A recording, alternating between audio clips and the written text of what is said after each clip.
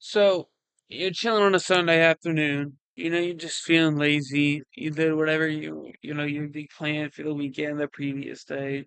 You're just chilling. You wanna watch something slightly more substantive than like, your typical TV show. But not something you want to think too much, right? That's gonna be your Sunday afternoon movie. And I watched two movies recently, and I was like, damn, these are perfect for that experience, and I was like, oh wait, it would be kind of a fire name for a YouTube video, uh, Sunday afternoon double feature. And then I was like, oh well, I haven't really thought of a video to make next week. Let's do that. So we're gonna be reviewing Sketch and Feast. However, because we're gonna do the one that I think is not great to the one that I think is better. We're gonna start with Sketch. So I'm gonna do the story recap for Sketch first, but I didn't really write down any story recap because I was in the theaters for the movie because I was going with family friend because it's their nephew, I think, is one of the producers of the movie. But basically, you got it's a family and the mom's fucking dead, and it's just the dad, little girl, little boy. The little girl, since mom fucking bit the dust, she's been drawing these like monsters and these creatures and shit attacking people that angered her, or just things that angered her. And like specifically this one bully character that dude I thought was a girl the entire movie. It's like the production company is Christian, and I was like, oh wow, this is a surprisingly progressive company for being a Christian production company. And then I got into do debate with my mom later about the gender of the actor. The motherfucker's a boy, but like, dude, look at him. And the kid's name is fucking Kaylin, right? And like, here's the picture. That's a dude. He looks like a chick. No offense to Kaylin, but holy fuck.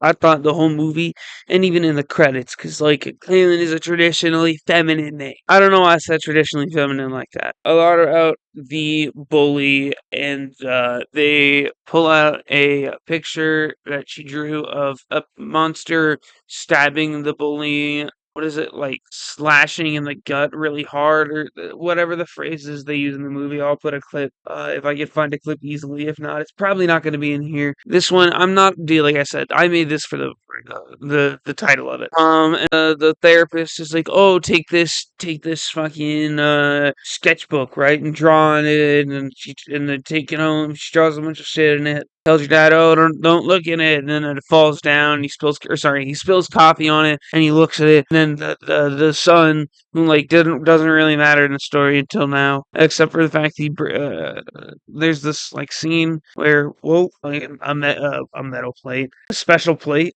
and he's like, if we use the special plate now, it decreases whatever. I don't care.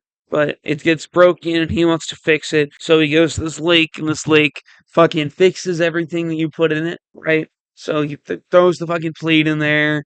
Wow. Whoa, we find out that the lake does what I told you. I just realized I didn't, explain that in the perfect order, but it is what it is. The book gets dropped in the river when he's going to put his mom's ashes in the river.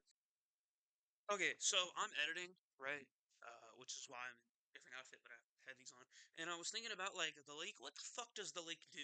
And how does fixing a plate translate to, oh, this can save my mother. This can bring her back to life.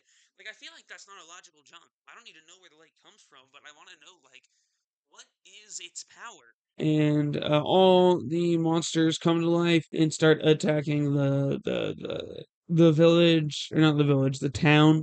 I don't know what the fuck I said village. And the kids were like first get attacked on they first get a sign, which is actually, you see it's a cute scene later in the movie, but they have this butterfly that's the tattoo that the dead mom had. So I didn't mention it, but there's also a scene that I really like with the butterfly, and it's when she's talking to her dad about the butterfly. She's like, "Oh, I have to draw it from memory because we don't have any pictures of mom's tattoo."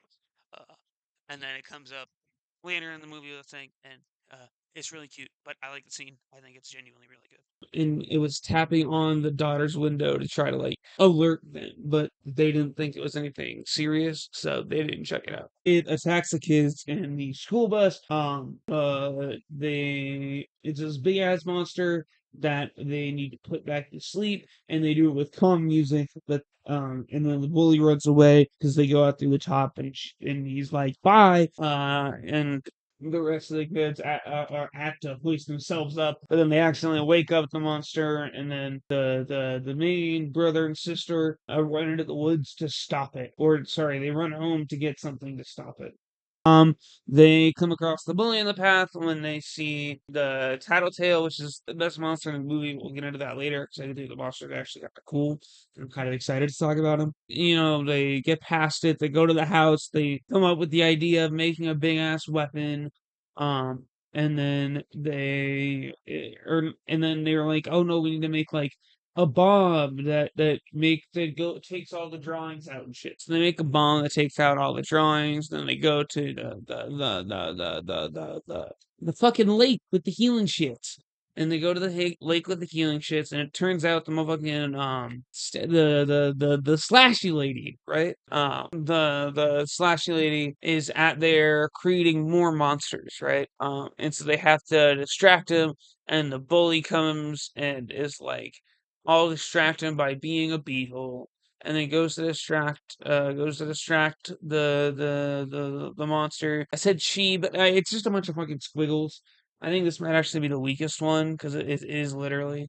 And then but she keeps making like scribble monsters that actually look pretty sick. They're kind of hard to describe because they do just kind of look like scribbles in like the vague shape of whatever creature they're trying to do. I like the idea of it. And then it goes into a battle with like the girl and her, and the original drawing. And then she loses the notebook. She can't get paper. She's like, "Oh, how do I make a weapon to fight her?" But she had tentacles that were on her arms at the beginning of the movie. She puts her arms in the water, and the tentacles come to life, and she starts beating the shit out of the monster with tentacles. And I'm not going to lie, it was genuinely the coolest part of the fucking movie. I personally think like chains or tentacles that come out of the wrist that like people control are like a slept on fucking like move set. I think it's so fun. And at one point she does like this backflip slam on one of the things that's fucking dope as hell. But they put in these like they draw these butterflies like good that go and destroy all the evil monsters. And the dad realizes that you need to express your feelings and not repress it, and that in fact the daughter was not I bit the thing in. The daughter, in fact, was not the one who was in the wrong for drawing all this creepy stuff. It was them who was in the wrong for hiding all their emotions and not focusing on the song. And I'm saying this sarcastically, but it's genuinely a good message. And like, while it did have some issues, and it's a little bit weird to have, it's a little bit funny to have that message in this jokey movie. It's a good message. So now to and so these are all Sunday afternoon movies, but I think it's funnier if I go about this like I was reviewing anything else. We'll cut it some slack, but overall, she'll probably be a nitpicky little bitch because it's entertaining for me to do. I don't know. Well, I know why, but it's got this fucking Disney Channel ass writing that just undercuts any kind of like serious tone they have in the movie. And there are some good actors. The main daughter and the dad they both do like they do solid, they do good. They just suffer from every time a scene comes where they like get to say something kind of substantive, it just gets fucking interrupted by some like shit or fart joke or whatever, or some other like Disney Channel Happy Madison ass fucking a joke. And then I think they really like fucking kneecap themselves by making it like a PG action film. They should have made it R-rated horror movie. I genuinely love the idea of a creature feature that is all like a little girl's like doodles, and they don't even need to make them look more realistic. I think the base idea of have them looking that childish is really cool and could lead to some like genuinely really tense moments. And the concepts for the monsters, while silly, some of them were genuinely really good. Except for the super lion. Fuck the super lion. It's so fucking stupid. Exactly what it sounds like. It's Superman but a lion. But I think the standout is the Tattletale, which is this blind ass giant, like super strong monster with no eyes, a giant mouth, and big ass limbs and shit. But like I said, it has no eyes, so it only navigates by sound. However, there's this little guy who is sort of harmless by himself. However, he will walk up to prey and he will like flash lights, even though you can't see it. It's just for effect, and it does look really cool. And it will scream and put out this like super loud noise where it attracts the giant thing to like whatever your location is just by the fucking like noise that it makes and the flashing and shit. But by making it PG, it was just like, I don't know, it was boring with how they could do it. And like nobody died, so there wasn't really any tension in it. And they kind of framed it like it was like sort of horror movie esque at one point, and it wasn't. Or maybe that's just like false expectations. But I think it should have been a horror movie. And I think it genuinely could have been like a very cool, very fun movie. And it just ends up as, it's still fine. It's still an entertaining watch. But it's just some Sunday afternoon. And that's kind of all I gotta say about Sketch. So you fucking I really appreciate fucking Steely Dan or whatever the fuck. I'm trying to respect him. I don't know why I'm doing this, but his channel's like right here. Being like an established channel and actually like giving me advice and shit. I realized in the comment I sound like I was trying to make an excuse, but like no, the music just doesn't work. If the mixing gets fucked up, then the mixing gets fucked up. I shouldn't be uploading a video like that.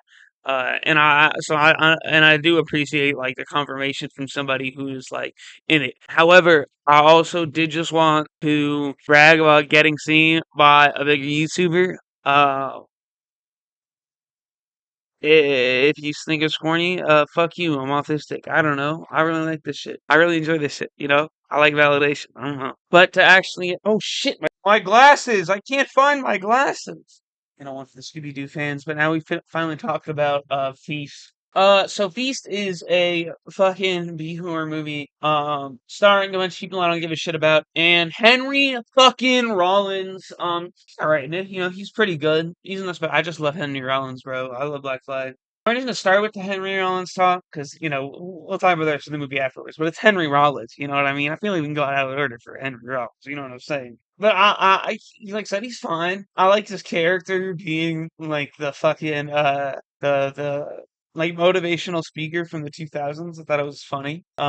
I don't think it stereotypes as much of a thing. It's like the motivational speakers now are just like fucking alpha males, like alpha males, right? Like and they'll talk like that fucking dude from that King of the Hill episode. That King of the Hill episode looks really good. I don't have Hulu, so I've only seen clips, but it looks good. I no fuck Hulu, bro. I actually was like, listen, I'm not paying for no ads. That's just way too expensive with having to pay for other fucking streaming services, right? So I pay the cheaper one, and it's so many ads, bro. I don't mind ads, but it's when it's like I'm watching a fucking 20-minute thing and I get fucking like 3 to 5 like 90-second to 180-second fucking ad slots. It sucks dick, bro. It's genuinely, I'd rather watch fucking cable, bro. I've watched cable like relatively regularly. Hulu ads are worse than cable ads, like 100. But no, I think it's really funny. I think having him be the one that like calls things out most often, because all of them are like, this is the stereotype is gonna happen. Well, the stereotype happens. But I like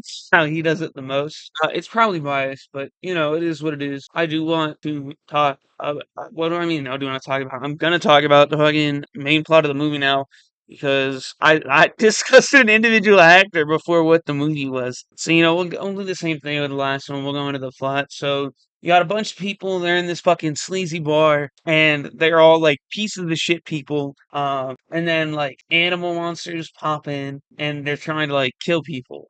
And then like the first hero shows up, he's like, "I'm gonna save your asses," and then he gets pulled out the window on the animal tree, and his wife pulls up and is like, "What happened to my husband? He's dead." Oh, okay. And she is like, "All right, so this is what we're gonna do," and they all barricade it, and then it's the bottle movie thing, everybody freaking out. There's like random messes happening. One guy goes upstairs, it's acid spit on, or no, one guy goes upstairs, sees one, run back down. One dude is near the window, and spit acid on him, or not acid, but like something that makes him deteriorate throughout the movie. Right, the plot of this movie is not a strong suit, but I feel like we kind of have to go over it. Give me a second. What the fuck is this movie actually? I don't know. Plot movie shit happens. Like, oh, the window gets broken down. They barricade everyone. One person tries to run out and gets threatened.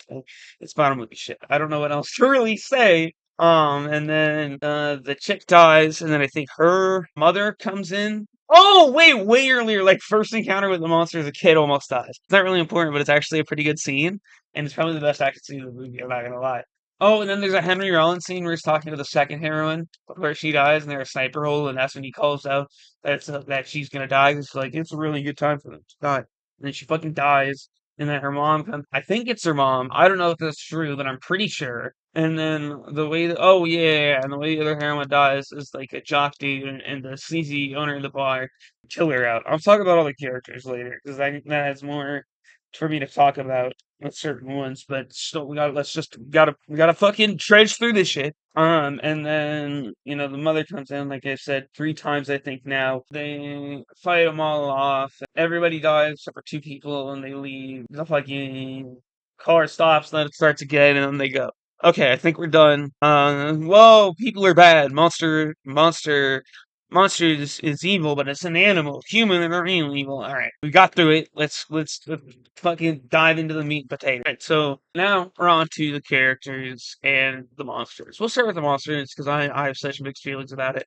With the monsters, I really like the concept of like they are just beasts. Like they're fucked up mutated beasts, but they are beasts. They go off like primal feelings, whether that be like protecting their family, sex, eating. But they look kind of ugly. And not in like they're hideous. I mean, they are hideous, but it's just like, I don't like looking at that thing. You know what I mean? Not in the like, not in the thing melting or the leprechaun from the entire Leprechaun series, the most terrifying monster. Or that fucking Slither, the James Gunn movie. Like we've seen like horrifying monsters, and I fucking love that idea or that concept where it's like it's hard to process what it is. Obviously, you know how much I talk about, or not talk about, mention like no, it is talk about. What the fuck am I talking about? But Lovecraft. But these ones are just fucking ugly. They look like the fucking they look like the crackhead brother of the fucking Chupacabra. And like I get that they had to show the sex thing, and I actually do think there's one that's like works, and it's when they make sex with each other.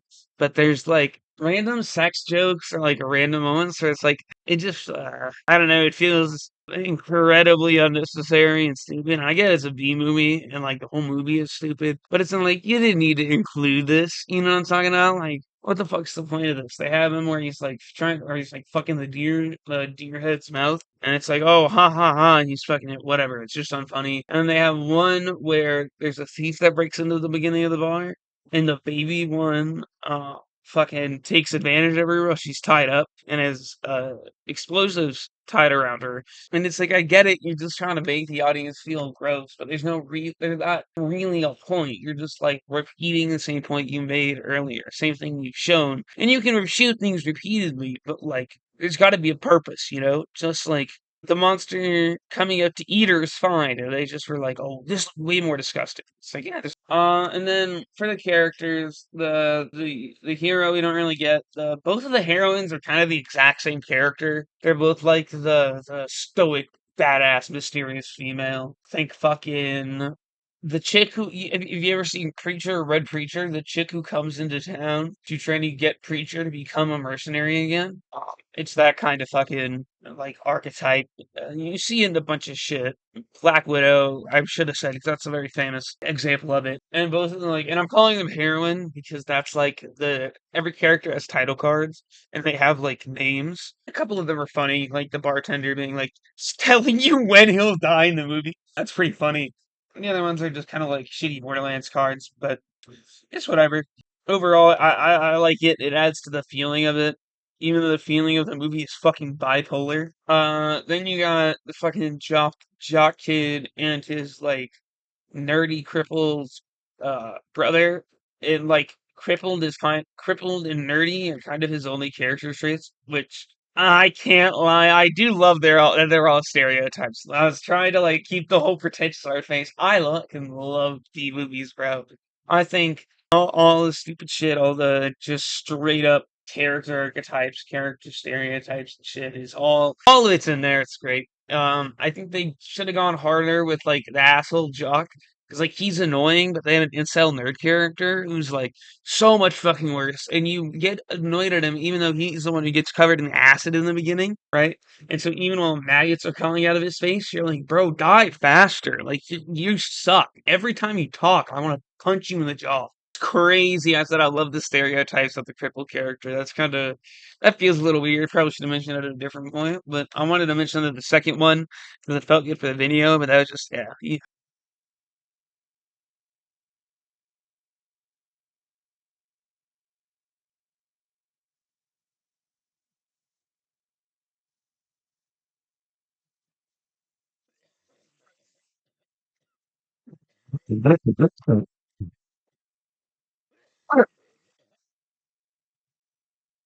Fuck blinkers. They have like the woman character who's hot, starts like dainty, and then goes to oh, I'm like badass, and that's my personality. Not just that I'm hot and badass.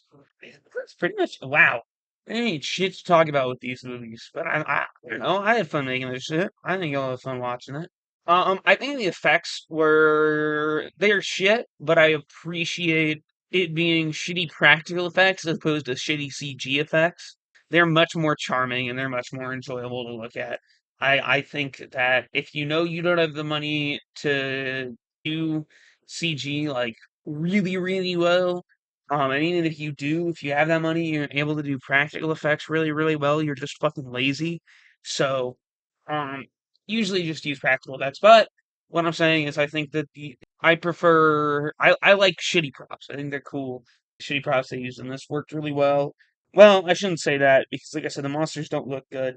But like the vomit they use and like the prop maggots and shit that's crawling on the nerd's face. Uh, and like people actually getting attacked by the monsters. Actually, you know what? It looks pretty decent. It's like how they do it looks pretty decent because they use practical effects. It's just like the look of the monster item itself looks pretty shitty. And then the actors, where the last one felt like a Disney movie, they all feel like they're just doing the typical horror shit. Except for Henry Rollins, who genuinely is a great voice to play like a Tony Robinson type motherfucker.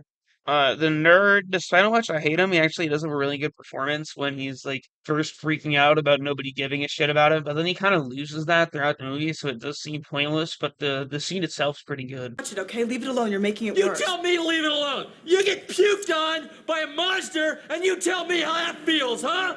I'm rotten here, and nobody give a shit. I'm dying, all right? I'm fucking dying. I am uppercase fucked. You don't give a shit, man. You don't give a shit either. I know the actors did well. And I don't really put it on the actors. I just don't think there was much to work with script wise. Writing wasn't really the strong suit of it. It was like once again the vibes of it. Great Sunday afternoon watch, especially if like me you love fucking Henry Rollins and shitty horror movies. I'll give it a 7 out of 10. That's way too high. I'll give it like maybe like a five. Five. We'll say like five is average. So yeah, five. I think I gave the last one a rating. I'm not going to. Fuck you. I guess fucking sub and shit. It's been real. It's been fun. Hasn't been real fun. Fuck you. 1, 2, 3, 4.